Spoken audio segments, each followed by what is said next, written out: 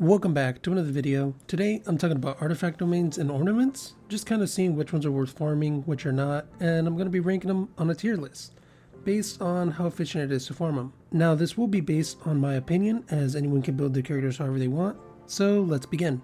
Now the ranking goes as follows. C is a waste of energy. This is usually where only one set gets limited use.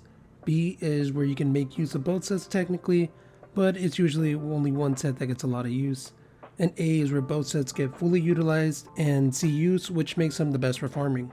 Now, first one is Path of Galen Wind. I think this is a C, as Hunter is still good on any ice DPS, but unfortunately Eagle is the reason for the low score. This set is just not that strong except for some niche scenarios. Most people use it as a mech set for the two-piece effect, and support stopped using it when Messenger released, as it buffs the whole team, not just one person. So moving on to the next, Path of Jabbing Punch.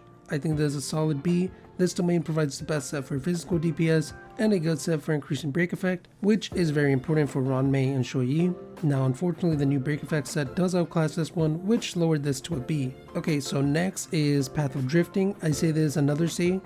Wandering Cloud doesn't see much use other than for the two-piece effect. While Musketeer is good and does see some use, it eventually gets replaced with different sets at late game, making this not the best form. And next is Path of Providence, easy B, because it has the Quantum set. This thing is phenomenal, easily one of the best sets in the game, but the other set kind of stumbles.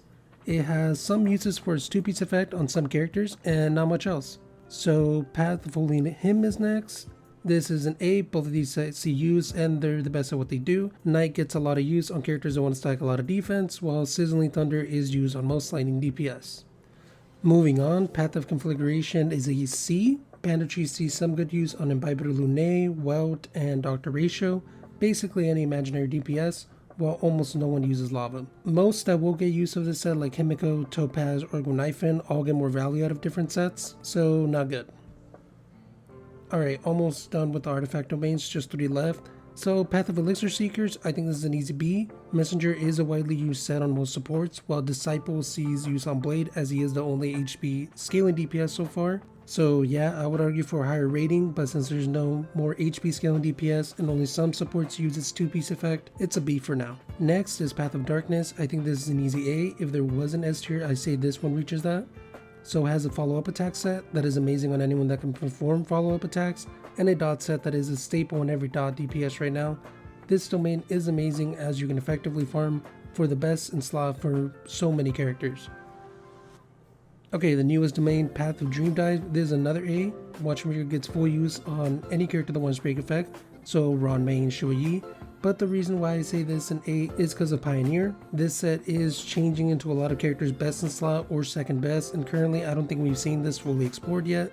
So yeah. Okay, now that we're done with the relics, we move on to ornaments from the simulated universe. So going first is World 3. World 3 is an A. The set gets decent use on most builds, with Space Sailing Station seeing a lot of use on sub DPS as a good option, usually as your second or third best, with Fleet being similar just with supports. World 4 is a C. Banditry is used on any break effect characters, so it's decent, but Sprightly is almost never used, just because there are so many better options, so I do consider this the definition of C tier. World 5 is another C. Pan Cosmic does see heavy use on any dot characters or debuffers, but Celestial sees no use at all and is one of the worst sets as the effect only works once. World 6, Easy A. Both these sets see heavy use, with Bellabug being the only defense increase set, with inert buffing crit rate, follow-up attack damage, and ultimate damage.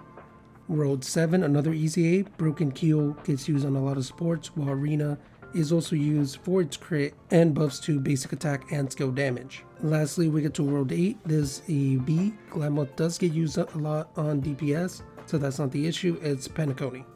This is a very niche set, usually only seen on mono elemental teams. Still good, just very conditional use, which is why I consider it a B. Anyways, that is going to be all for this tier list. I hope you all enjoyed watching, and if you have a different opinion, leave them in the comments down below.